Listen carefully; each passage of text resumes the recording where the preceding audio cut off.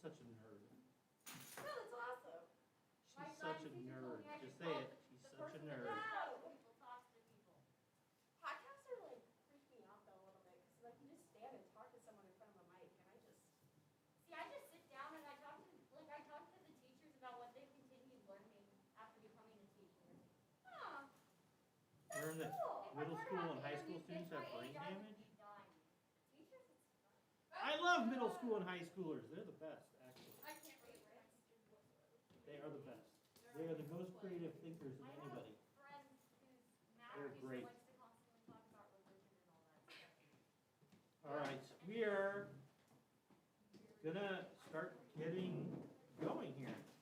I know we'll have probably more people streaming in, but since we have a shortened class period, we will get started here momentarily. What a nice day. Did anybody get to go outside today? Yeah. I wish I had gotten outside, do stuff, work, meetings. Cool. I'm glad you got outside. It was super nice. So hopefully it stays nice in the weeks to come. So look at that, shorts even. Going all out, huh? Spring. Okay. All right, we're gonna get started. So Caitlin, if you could hit the first. We're going to continue our conversations about the second article of the Apostles' Creed, talking about Jesus, and we'll see where that goes. So, does anybody want to pray for us today to get started? Nobody? Trey, do you want to pray for us? No? Okay. I will pray for us to start. So, the Lord be with you. The Lord be with you. And also with you. Dear Heavenly Father, we thank you for this day, for this beautiful weather, for this time of changing seasons where we hope to be moving into spring, where everything is renewed and reborn. Help us as we travel through this time of Lent, as we prepare for the celebration of the death and resurrection of your Son that gives us new life now and forever. In your Son's name we pray. Amen. So, you will need at least a writing utensil today. If Brody, could you hand out these to people? Everybody just needs one. For those of you online, we have a note sheet. I did forward that in an email, so if you want to write out the notes with us that we're going to go through, you can find that PDF in that email and answer the questions along with us. Stuff to know, this Sunday, thanks to everybody who showed up on Sunday to deliver the Oasis food. We had like 1,700 items and raised nearly $700 for Oasis. So that was great. This time when they have fewer people doing those type of fundraisers and food drives, that was great. This Sunday, we have the third Living Lord Miniature Golf Pro-Am here in the building. We will be playing miniature golf in a non-designated course. So if you want to come and join us after church on Sunday, we start at noon, go till 2. There will be food items for you to consume, and we will play some miniature golf in the church. So, and there may or may not be a trophy associated with the winner of said miniature golf tournament. So, we'll go with that. Wilderness Canoe Base, we still have room for 1 or 2 people. So if anybody's interested, please let me know. We can get you in. We've got a good group coming together for that, and looking forward to that. Also, how many of you went to VBS here, Vacation Bible School? Well, VBS, we are going to have VBS this year. So if you volunteered before and want to volunteer, again, there will be announcements going out soon to do that. Look forward to all that fun and activity coming up soon. So that's what we have to look forward to. Next slide. We've been talking about Jesus for a couple weeks. What do you know about Jesus? This is the active part of it where you get to tell me what you know about Jesus, what you've learned since we've been talking about Jesus. Go. Raise your hand. Chris. He died for our sins. He died for our sins. That's a good one. Yes. Roland. He raised the dead. He raised the dead. Yes. Anything else? Garrett. He came back from the dead. He came back from the dead. Yes. He died and he rose from the dead. You probably got that from my prayer, so at least you learned something today. No? I just died. You just got here. Okay. Well, you knew that before. What else do you know about Jesus? Come on. What do you know about Jesus? Anything you know. That's all we know about Jesus. Do we know where Jesus was born? Where was Jesus born? Bethlehem. Okay. How old was Jesus, do we think, when he started his ministry? 30. Wow, that's all we know.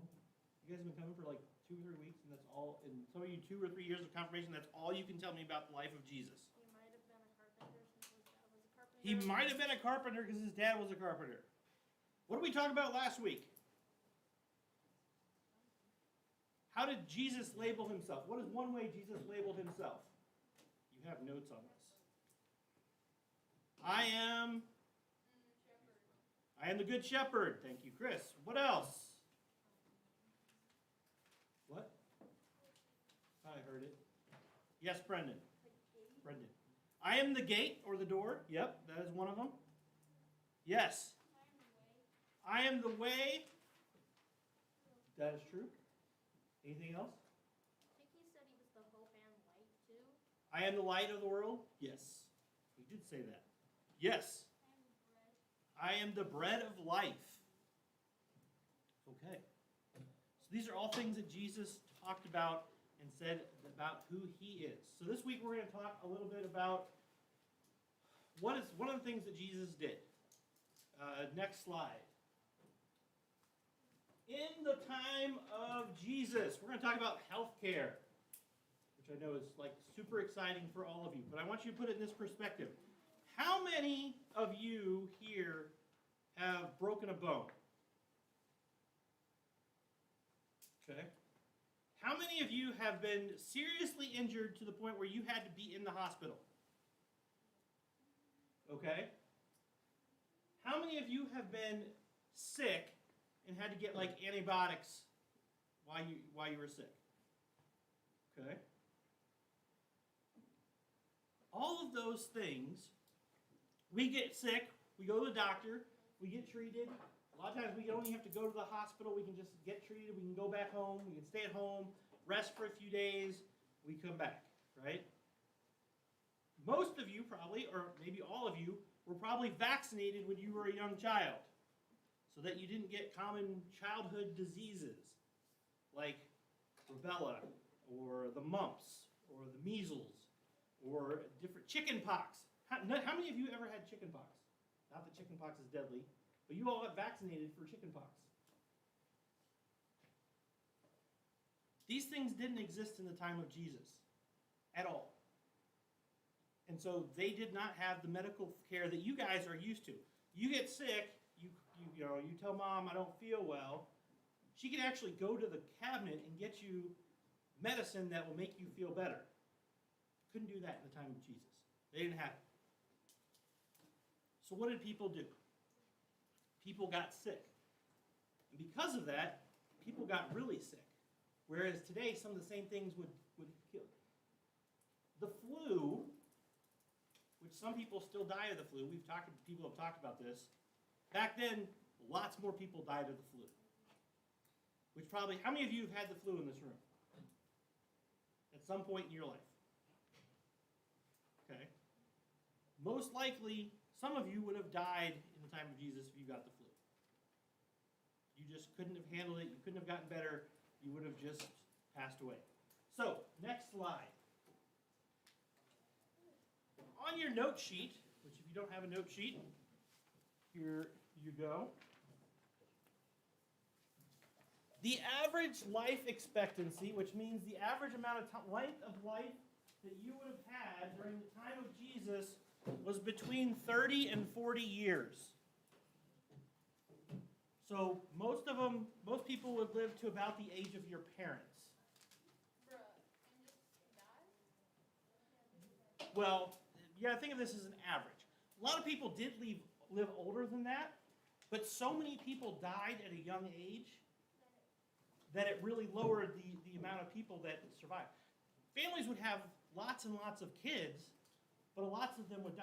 Even in my grandparents' family, my grandparents, so that would be like my daughter's your great-great-grandparents' age.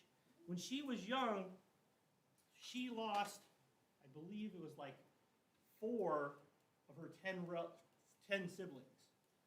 Died before the age of 10. Medicine just wasn't good. Health wasn't as good. Food that was good and nourishing was not readily available like it is today. This is the life, the world that Jesus lived in at that time. Common problems people would face. Blindness. How many of you wear glasses or contacts?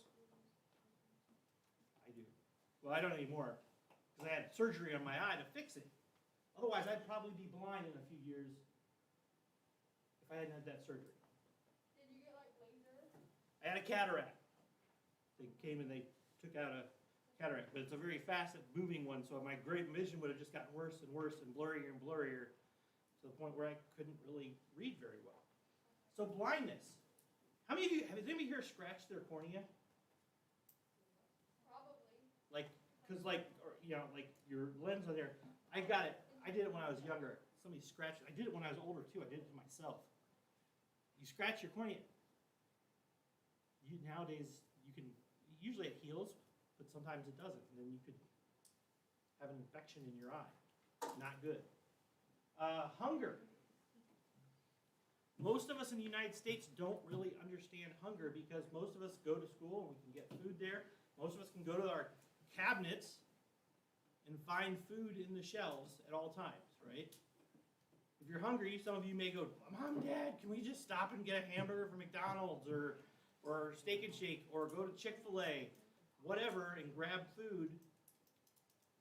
Back in the time of Jesus, they spent most of their days trying to do the things to raise food, to gather food, to earn enough money to buy food because it just wasn't readily available. And while they did have medical care back then, it was really, really expensive. You would have to go to pay for it. Some things don't change. Medical is still really expensive. But oftentimes it didn't work. It was not really effective. It wasn't like going today where if you go to your pediatrician and they give you some pills to take care of your infection or whatever's making you ill, most likely you're going to get better. Not what was happening in the time of Jesus. So, next slide. So Jesus is called sometimes the healer. Sometimes he's referred to as the great physician, which is another name for doctor. Because of how many people he healed and all the things that he did, and the idea that he came to heal all people, not just physically, but spiritually. So we're going to talk tonight about Jesus healing and all the stories in the Bible about Jesus healing, because there is a bunch of them. Next slide. Jesus became known for his healing ability as well as the abilities of his disciples. People would travel to be healed or see his miracles. Literally, when Jesus went places, there would be throngs of people, like just hundreds of people following after him because they wanted to get healed or they wanted to see a miracle because word got around and says, this guy does miracles. Let's go see what he does. And so people would often travel there. There's even stories where Jesus intentionally tried to get away from the crowds because they had been traveling after him so much. He's just like, I've got to get away. I got to have some time by myself. And even then, it didn't really work at times because Jesus, they would just follow him. Like one time he goes out in a boat and he's just going on the boat, and they literally followed on the shoreline until he got out. He had to get out of the boat eventually. But this was Jesus' life. He was known for healing people, and we're going to talk about a couple stories where people go out of their way to try to get somebody to heal somebody. Next slide. So the first set of stories we're going to talk about is Jesus heals the blind. Now on your sheet you have a couple blank spaces where you can take notes and write down a couple of these stories. These are great stories that you might want to interject within your I Believe projects, especially all you 8th graders, as we're talking about this. Jesus heals the blind people very often. Because back then, if you were blind, you couldn't do anything. Oftentimes, if you were a blind person, what they would do, along with crippled people, is wherever you were staying, they would take you, because you couldn't work. They would literally take you to places where there would be lots of people passing by, and they would sit you there on your mat, maybe leave you some water and some food, and you would sit there all day long just begging, because that's all you could do to try to get some money to live. Because you couldn't see. And most people can't do, it wasn't like in the past where there were things that would accommodate people with blindness. There was really limited things that they could do. And so they were at the mercy of other people to take care of them. So here, there are couple stories of these two blind guys. They come up to Jesus, and they ask him to heal him, and he does. And then there's the story of the blind man by this pool, the Pool of Bethesda. There were these pools in the city of Jerusalem where people would literally would lay because they thought these pools had magical or cleansing, healing attributes to them. So there's another story we'll talk about later of another guy who literally go lay by these pools day after day, washing themselves in these pools, hoping that the waters would cure them. We have this story where Jesus walks up and this guy's been blind since birth. Jesus picks up and talks to him, and he's like, wants to be healed. So Jesus literally takes some dirt, puts it in his hand, and then spits in the dirt and wipes it, and makes it into mud. And he walks up and he puts the mud across the man's eyes. And he tells him, because of your faith, you've been healed. And so he goes, go wash your eyes. And he goes to the pool, and he washes his eyes, and he can see.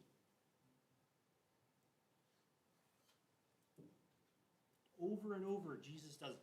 There's at least these 3 stories of Jesus healing blind people, but over and over again, there's remarks where it says, and Jesus healed a bunch of blind and crippled people and the ill. The disciples went out and they cured the blind and healed the lame over and over again. Go ahead. So Jesus heals the blind. Next slide. Jesus heals lepers. All right. Who knows what leprosy is? Okay, Mr. Graham, what is leprosy? Skin disease that often kill people. A skin disease which often killed people. Did it kill people fast? No. No. It killed them very, very slow. And often the actual disease doesn't kill you. This is what actually leprosy is. Leprosy is a disease that makes the nerve endings, your nerves, everybody knows what your nerves do, that allows you to touch. It makes it so they don't feel. It cuts off the sensations from your nerves. So it starts at the ends, like your fingers. So what would happen is, and it would also cause your face to be disfigured. I didn't make any pictures. If you want to, because I didn't want to gross some people out, literally makes your face distorted and makes bumps and not We watched a video of William Wallace from the Robert the Bruce, and his dad had this disease where his face was all kind of distorted and gross, and that was one of the effects of leprosy. So what happens if I can't feel in my hand and I'm cutting bread or something and I slice my finger and I can't feel it? You just bleed out. Or it gets infected, right? Has anybody ever had something where they got hurt and then it started to hurt later on and you're like, oh, maybe I should get this checked out, maybe I should, and it turned out that you needed to get a shot or something, antibiotics or something? They would hurt themselves. They would burn themselves. They would cut themselves, and they wouldn't even be able to tell that they did it. And this disease was contagious. And so what the people back in the time of Israel would do is they would form what were called leper colonies, so that if you had leprosy, you were sent to these little colonies to live out the rest of your life. Nobody in your family could come and see you. Nobody could touch you. It was against the rules. And people would literally wrap themselves, and you can see kind of in this picture, they wrapped all their skin with cloth and stuff to protect themselves. Could you imagine going your entire life for like a decade or 15 years without touching a single person? No hugs, no high fives, nothing. That's the life the lepers had. And there were strict rules that you couldn't touch a leper because then you would be considered unclean. And so we have multiple stories where Jesus goes, at one point he goes and there's these 10 lepers and they come up to him and they're like, Jesus, if you can heal us and we'll be healed. And Jesus heals them. And 9 of them run back and like, yay, we got healed. And only one of them comes back and thanks Jesus for what he did for them. It's kind of a strange story that's in there. But over and over, Jesus would do this. He's fixing that relationship. These people who are destined to live out the rest of their lives without human contact, without seeing their families, he heals them so they can go back. And every rule, every person in the church, every person in the synagogue, all the priests would have looked at Jesus and said, you can't do that. You can't touch a leper because then you would be unclean. You then can't go to church. You then can't be with other people who are clean. You've got to be isolated. How many of us are tired of being isolated? This is the life of the lepers back in the time of Jesus. Yes? Did the lepers touch each other? Yes, but because they couldn't feel what, they wouldn't touch each other. Oh, yeah. Because they didn't want to hurt each other. These are people you didn't know. You're just kind of stuck in these places, and you were ugly, and you were gross. And people told you since you had gained this disease, and since you were a child, you heard that lepers were disgusting people who were worth nothing.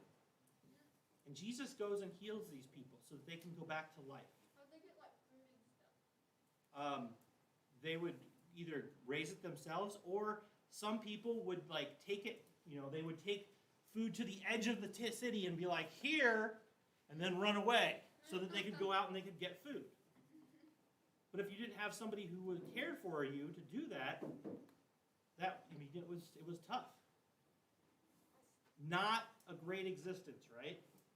But Jesus would heal these people. Mark chapter 1, verse 40. Here, can I borrow somebody's Bible?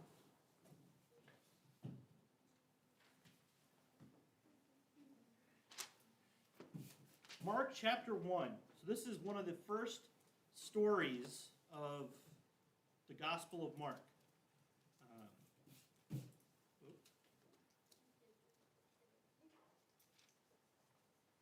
Literally, Mark starts with the telling of the story of John the Baptist, and then it talks about the man with an unclean spirit, and then calling the first disciples, and then there's the story of Jesus cleansing a leper. A leper came to him begging and kneeling and said, "If you choose, you can make me clean." Moved by pity, Jesus stretched out his hands and touched him and said, "I do choose, be made clean." Immediately the leprosy left him and he was made clean. After sternly warning him, Jesus sent the man away, saying to him, See that you say nothing to anyone, but go, show yourself to the priests and offer for your cleansing what Moses commanded as a testimony to them. But the man spread the word and began to proclaim it freely and to spread the word so that Jesus could no longer go into a town openly, but stayed in the country, and people came to him from every quarter. Jesus couldn't go into town because the priests and stuff would have kicked him out because he touched and healed somebody. Not good. So leprosy. And leprosy is still a disease that is around today. You don't hear about it much. And it's controllable with antibiotics. Do they have lepers in India? Yes. No, lepers. Yes. There's lots of lepers and actually in countries like India and such. I believe lepers were some of the people that Mother Teresa lived among and helped. Next slide. Jesus heals the bleeding woman. Mark chapter 5, 25 to 34. This is a strange story. So there's this woman who's been bleeding, and it doesn't say how she's been bleeding. Some people believe that she was having a female type problem, and she was bleeding for that, menstruating basically for 12 years straight. Others say she may have had an open wound that just would not heal. And that, now, according to the law, in the time of Jesus, if you had an open wound, say Brendan cut his finger, good, big cut, like that, he wouldn't be able to go to the synagogue to worship God because he was considered unclean, because he was bleeding. Liquid from the inside of your body was coming out. If you ever had that, if you were sick, if you were vomiting or that, you were considered unclean and you couldn't go to the church. You couldn't go worship God because you were unclean. So for 12 years, it says this woman was like that. For 12 years, she couldn't express her faith. For 12 years, she couldn't go to the temple grounds to do an offering for the forgiveness of her sins. For 12 years, she lived like that. And the story is Jesus is walking, and he's actually part of another story we're going to talk about here in a second. He's walking down the street, and this woman, she sees it, and she hears this guy, Jesus, has been healing people. But she's like, I'm unclean, I'm unworthy. So she sneaks into the crowd, and it says she touched the fringe of his cloak. Cloaks they would wear, they would have these little like tassels along the edge. That was called a fringe. It says that she touched the fringe of it, and it says Jesus felt the power within him leave his body and heal her. And he literally stops and says, "Who touched me?" In the midst of all this crowd walking down the street, and this woman says, I did, because I thought you would heal me. And he's like, you've been healed by your faith. She could go back to a normal life. She could go back to worshiping God. She could go back to being seen as a clean person within society simply because she had faith, and Jesus heals her, which is amazing. He doesn't have to do anything. He literally heals her by somebody touching her. And her faith is so strong in that God and that he would do that for her, she is healed. It's an amazing story. Yes? After 12 years, did she die? It's not like a lot of blood. It's not like gushing. It's just like, here's an example. I got bit by a dog a number of years ago, and it was a deep wound, and it literally took months for it to heal, because it wasn't like, probably should have gone to the doctor when it first happened and got it, but literally, like the scab, because it was like kind of a divot, it wouldn't heal. I I still have this big old scar on my leg because it wouldn't heal. And so may have been what she had. She may have had a disease or something that caused her body literally to bleed a little bit at a time, all the time, which probably made her weak. You know, if you were bleeding all the time, slowly losing blood, you probably weren't feeling the best for 12 years. Great story of Jesus. Check where we're at. Okay, Jesus heals the lame. All right. How many of you have broken a bone like badly? Okay. What'd you do? Oh, I don't know. I forgot. You don't remember how you broke your bone? No. But you had to get did you have to have surgery to fix it? Just a cast? Yeah. Okay. Did anybody ever have like a surgery where they had to like have a bone like reset? Yes, Maddie? I broke my jaw and like snapped it out of place. Oh yeah, I remember that. If that had happened back in the time of Jesus, you'd been out of luck. Somebody got a foot crushed, maybe a cart. You know, they're out there and they're loading up the cart, and the cart rolls over and they crushes their foot. Nowadays, that happens to somebody. They go to the doctor, they put pins in there, you put a cast on, you know, you lay around for a few weeks. My daughter had to have hip surgery where they basically like re-rotated her hip and re-pinned it, and she had to lay around for weeks. Back then, you couldn't do that. They didn't have that. I mean, you had to try to feed yourself. They didn't have the medicine to do that. And so if a bone was broken and when it healed wrong, you might walk like this all the time because your foot was crooked in like this because it was, or you were born with a foot that was deformed or a hand that was deformed and you couldn't do anything with that hand and there's nothing to fix it. These are when they talk about people being lame or crippled. These are some of these things. These happen to today. There are people who are born with this, but usually within early ages, they're able to like fix these problems surgically, and people go on to live normal lives. Not so in the time of Jesus. And so they would, like I said, this is a drawing of one of these pools, the Pool of Bethesda, where it's got these pillars and these pools, like water just came up from the ground, and they would go there and people would lay like this around the edge of the pool all day long. These crippled people, hoping that somebody would come along maybe and put them in the water so that they could be healed. And so the Pool of Bethesda, Jesus tells this story. And it's the story goes for an entire chapter where he goes and he heals this guy who's been crippled since birth. And he's like, don't go don't tell anybody. But the guy goes and he goes and everybody's like, hey, isn't that the crippled guy who's been like crippled since he was a baby? His entire life he's been unable to walk. How are you up and walking? And he says, Jesus did it.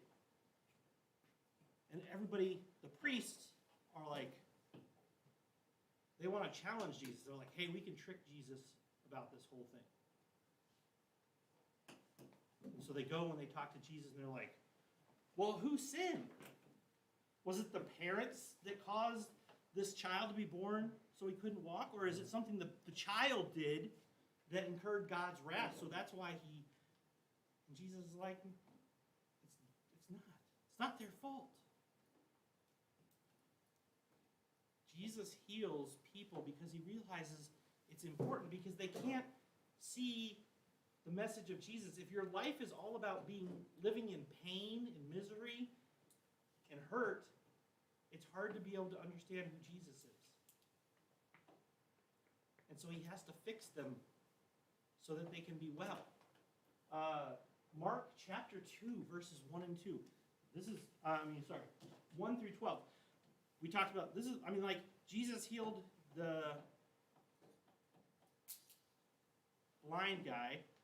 And then right after that, this story happens. Jesus is teaching in town. And he's in this house, and all these people are crowded around the outside of the house. The inside is packed. The outside is packed. People are looking in the windows. They're just listening to Jesus teach about God. and the love that God has for us. And these guys take their buddy who's crippled, and they crawl up on top of the house, and they pull back the roof, because it's probably just like palm branches laid across there, thatch, a type of ceiling. They literally pull it open and lower their buddy into the house so that Jesus can heal him. They have so much faith that Jesus is going to do this for them. But they're like, we can't get up to him. We want to take our guy up to see Jesus so Jesus can heal him. So they literally crawl up onto the house and lower him down into the room so Jesus can heal him. These are the stories that fall within this whole story of Jesus. That Jesus heals his people. Next. Jesus raises the dead. The ultimate act of healing, Jesus raises 3 people. 3 different stories of Jesus raising people from the dead.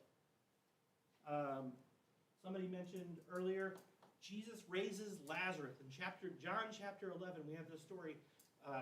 Jesus is running through teaching off in the place, and some friends of his come up and say, hey, you know your best friend Lazarus? He's sick. He's really, really sick. You need to come and you heal him. If you come and you heal him, he'll be okay. And Jesus is like, okay. But he stays where he's at. And he continues to teach and heal other people for like 5 days. And finally he goes, oh, we got to go see Lazarus. And they go, and they're walking up the road to Lazarus' place. And they come out to him and say, you're too late. He's already dead. He died 5 days ago. If you had come when we asked, he'd be alive. And it says Jesus wept. This is one of those times where it says Jesus cried over the fact that his friend Lazarus dies. So he walks up to the grave. He says, show me where you buried Lazarus. And they're like, oh, he's going to go pay his respects. And he goes up there and he goes, okay, I want you to roll back the stone. Because back then, in Israel, the ground is super rocky and that. So they literally didn't bury people on the ground like they do here. Has anybody been to New Orleans? Nobody. In New Orleans, this is a funny side story. In New Orleans, the water level is so high because it's so close to the ocean and the Gulf of Mexico that they can't bury people in the ground. Way back, a long time ago, the Mississippi River flooded, and they were burying people in the ground. And it said literally, the stories, that when the flood came, all the people who were buried in the ground rose up out of the ground because the earth got so soft that all the corpses came and bobbed. So they bury them now above ground in these vaults, these stone vaults. Back in the time of Jesus, they would have caves in the rocks, and they would bury them in these natural or cut out caves, and they would put these large rocks in front of them. Same thing with Jesus. When Jesus dies, somebody gives him one of his tombs. They give him the tomb that they had already purchased for themselves so that Jesus can be laid in it. It says the stone was rolled away. So he tells them, go roll the stone away so Lazarus can get out, so we can talk to Jesus. And they're like, dude, he's dead. He's dead. Back then, it was if somebody had to be dead 3 days before they were considered legally dead. I don't know why, but they had to be dead 3 days. Basically, if you were dead for 3 days, you weren't coming back. So he's there for 5 days. So he's stinking and gross and all this stuff. And they're like, no. And he's like, roll back the stone. Roll back the stone because it's Jesus. And he says, Lazarus, come forth. And everybody's like, whatever. Next thing you know, Lazarus comes walking out of the grave. The cloth that they wrapped his body in still around him. He's like, free him. Take off the cloth that we wrapped him in when he died. And he was alive. And then there's Jairus, who was one of the temple priests. Remember I told you about the story of the bleeding woman? Jesus is walking through the streets, and this person reaches. this is happening. Jairus comes and says, hey, my daughter is ill. She's dying. And they're like, no, can you come heal her? And he's like, okay. He's walking down the street to go to Jairus' house, and then this is the story when that woman reaches out and touches the fringe of his robe, and he heals her.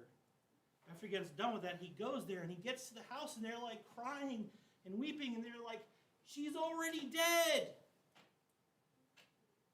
And Jesus is like, no, she's just sleeping. And the mom and the dad, and they're like, no, she's dead. She's, everybody, they've come and they've looked at her, and she's dead. And he says, no, she's just sleeping. And he goes in there, and he brings her back to life. Another one, this widow's son, her son dies, her young son dies. She doesn't have a husband to take care of her, and Jesus raises him back from the dead so that she has somebody to take care of her. Jesus does miraculous things. And it's not because it's to show off Jesus' power and be like, hey, dude is cool. He does all these great miracles. He can turn water into wine. He can walk on water. He can still the storm. He can raise the dead. He can cure people. He can make the blind see. That's not the important part.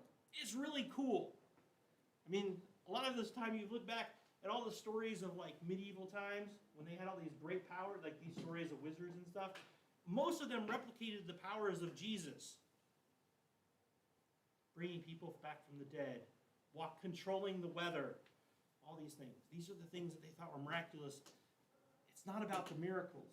It's why Jesus does these things. Next slide. Jesus heals the all. The reason he's called the great physician is because Jesus heals everybody. He heals the young and he heals the old. He heals the Jews. He heals the Gentiles, those people who weren't Jews. He heals the rich. He heals the poor. He heals everybody, and he never asks anything for it. He just does it because it's the right thing to do.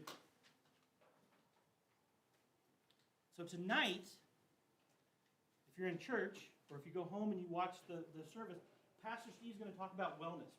We've been talking about currencies within the church. Currency of truth, the currency of relationships. Tonight is the currency of wellness. And one of the things that we are responsible for each other in the church is taking care of the wellness of each other. Did you know that at this church, we haven't done it recently, but we actually have nurses who would go and visit people who are older or sick and do that. We have Pastor Steve. And when Lewis was here, and when Lanny was here, with Pastor Lanny and Pastor Roy and Pastor Jim, one of the things pastors would also often do is go to the hospital and visit people. A year and a half ago or so, I got really sick. I got a really bad infection, and I had to go in the hospital for a week. And Pastor Roy came and visited me, not because he was going to heal me. Right? Pastor Roy was not a doctor. He had no medical training. But he came there to help me get through where I was at. To better be able to cope with it. And that's one of the things that we can do as a community. Especially now in this time, we have to be there for each other. We have to be there to support each other and to love each other and help bolster people emotionally, and spiritually, and physically when we can. Because it's tough. And that's what Jesus is trying to convey through these miracles of healing. He's trying to say, look, we've got to look out for each other. That's the whole purpose of the church, is to love each other and take care of each other and do the best we can, because nobody else is going to do it. Nobody else is going to do it. So, these are the stories of Jesus healing in the Bible. And they're just kind of cool. They're amazing and wonderful little stories of Jesus doing these things. But that's part of the reason he came to life. This is not the whole reason. When people say, oh, Jesus just came to teach us and to do miracles, you're missing the point. The point isn't to do the miracles. The point isn't to teach us. The point is to love us so that we love each other. I think that's the last slide. One last story. Luke. I got to remember which story this is. Luke 22, 47 to 53.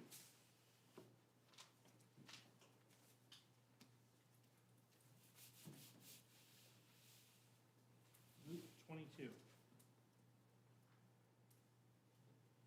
Oh, yeah. Okay.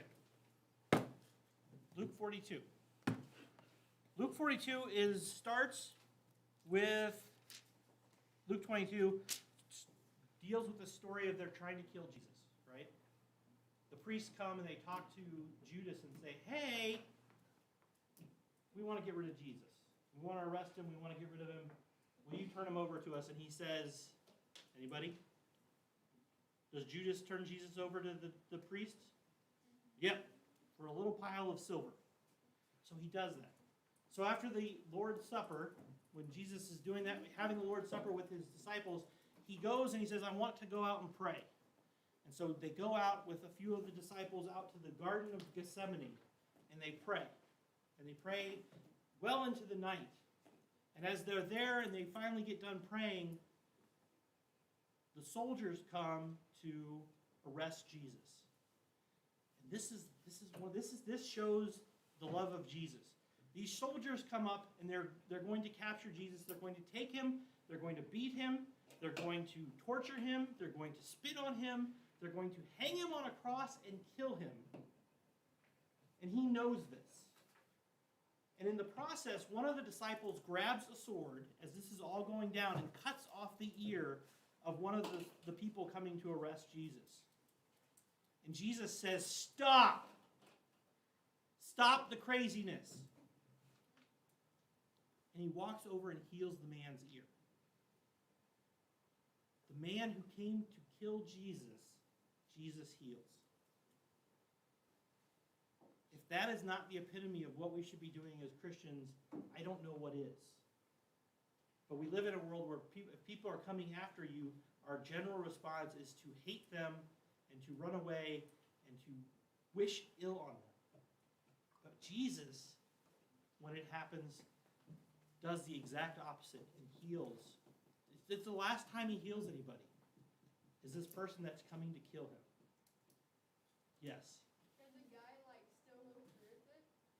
Was he just yeah. I mean, they still took him, but it just says, it literally says,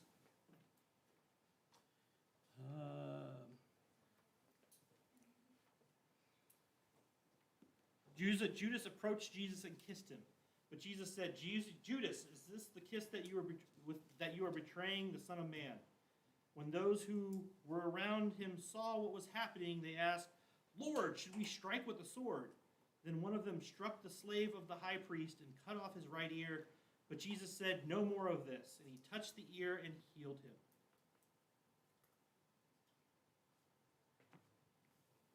And then he mocks them and he says, have you come to arrest me while I'm out here praying? You had all the time in the city when I'm in the city preaching and doing all these things, and now you come to throw me in jail. And he goes with them because he knows that's what he has to do. That's the story of Easter. Jesus sacrificing himself for us, even though he didn't want to do it. He knew he needed to do it. So that's why we talked about the stories of healing tonight. I hope they're interesting stories. I encourage you to read them and look at them, but because they're kind of these cool stories of Jesus healing people individually, not just of their physical ailments, but of the things that kept them away from other people. You know, he raises the widow's son, not just because it was the cool thing to raise the son, but that way she had somebody to take care of her. Otherwise, she was going to be all by herself, and she would probably have died shortly after that. You know? All these stories, Jesus is putting people back together. All the lepers who hadn't been with their families for how many years can now go back to their families. So, that's the stories of Jesus heals. We'll talk a little bit more about the stories of Jesus next week when you come and I ask you, what do you know about Jesus? I expect more than 3 answers. Everybody is going to have to say one thing they know about Jesus. All right? We'll see you all either up at worship or next week. Yes, ma'am.